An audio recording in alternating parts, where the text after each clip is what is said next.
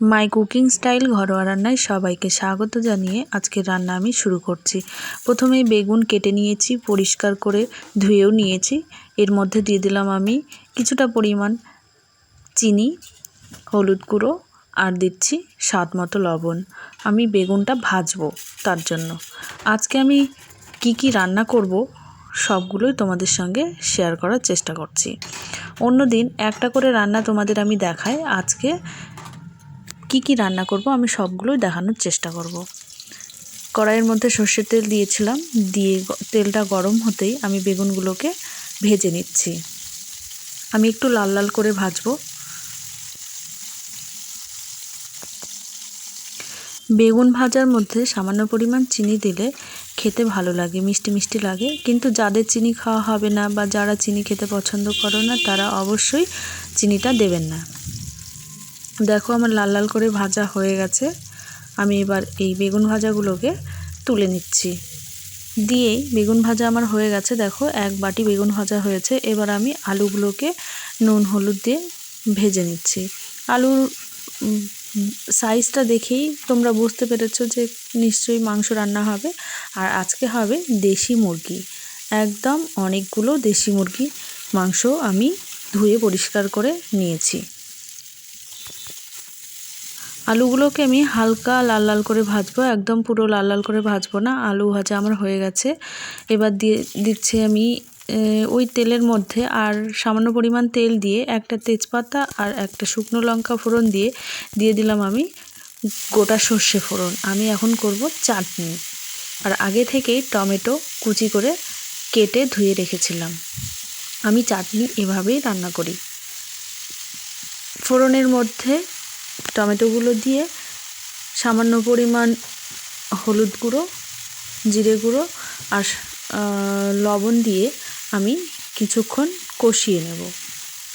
আমি ঢাকা দিয়ে অবশ্যই কষিয়ে নেব, তাহলে টমেটোটা ভালো করে তাড়াতাড়ি গলে আসবে। 5 মিনিট মতো ঢাকা দিয়ে রান্না করার পর আমার দেখো টমেটোগুলো গলে গেছে। এই অবস্থায় আমি এর মধ্যে দিয়ে দেব স্বাদ মতো চিনি।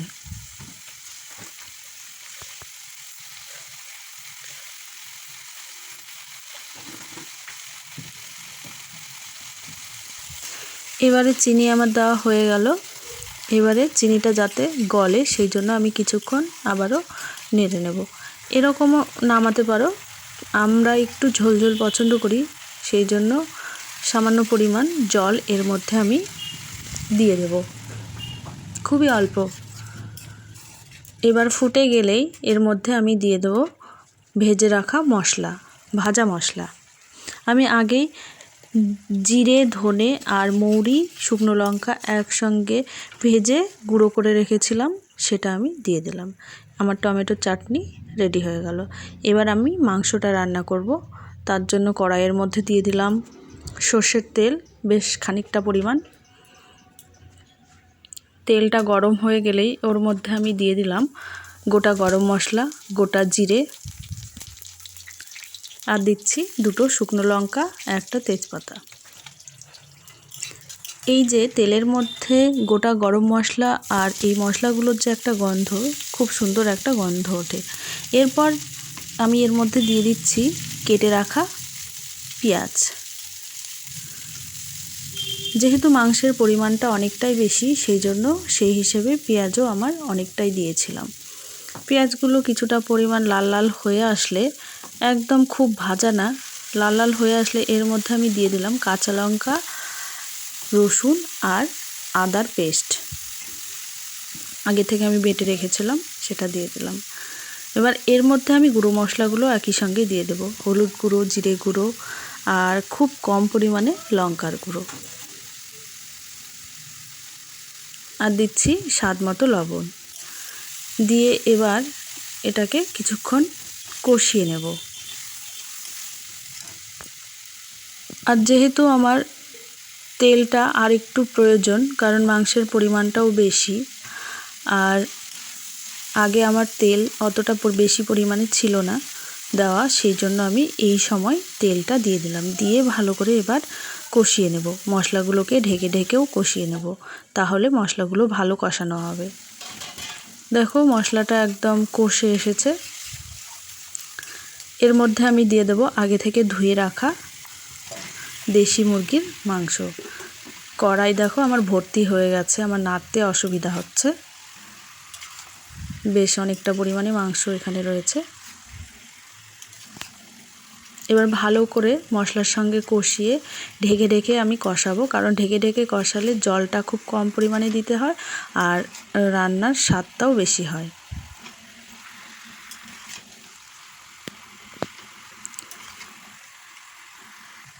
আমি বেশিরভাগ বলতে ভুল হবে, প্রায় সব রান্নায় আমি ঢেকে ঢেকেই রান্না করি। আর একটা টমেটো কুচিয়ে রেখেছিলাম, সেটা আমি এই মুহূর্তে দিয়ে দিলাম। দিয়ে আবারও ঢেকে ঢেকে আমি রান্না করব। শেষে সেদ্ধ করার জন্য খুব কম পরিমাণে জল দিয়ে আমি সেদ্ধ করব।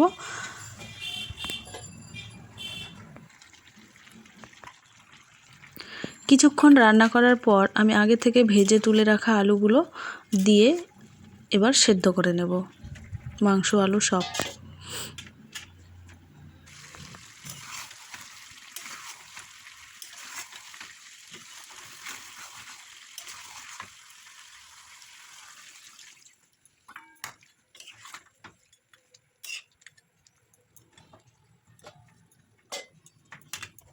সম্পূর্ণটা দেখাতে পারলাম না, শেষে দেখো আমার মাংসটা এরকম হয়েছে।